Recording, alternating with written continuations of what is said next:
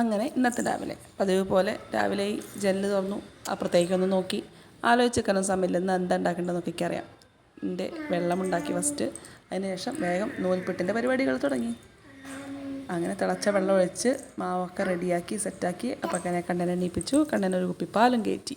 എന്നിട്ട് എൻ്റെ ചവർപ്പുള്ള വെള്ളമാണ് കുടിച്ചു. ചവർപ്പൊന്നും ഇല്ല കേട്ടോ, ഒരു ചോയയെ മാത്രമേ ഉള്ളൂ. പിന്നെ ഓനും ഉണ്ട് എൻ്റെ കൂടെ. വേഗം നൂൽപുട്ടുണ്ടാക്കാൻ തുടങ്ങി. അല്പം കൂടുതൽ നാളികേരം ഇട്ടിട്ട് ഉണ്ടാക്കണം കേട്ടോ, കാരണം കറികളൊന്നും ഉണ്ടാക്കുന്നില്ല. ഞങ്ങൾക്ക് കുറച്ച് പഞ്ചസാരയും നാളികേരം ഉണ്ടെങ്കിൽ സെറ്റാണ്. വേഗം നൂൽപുട്ടുണ്ടാക്കുക, കാരണം അവന് ഈ നൂൽപുട്ടിൻ്റെ അച്ച് വേണം.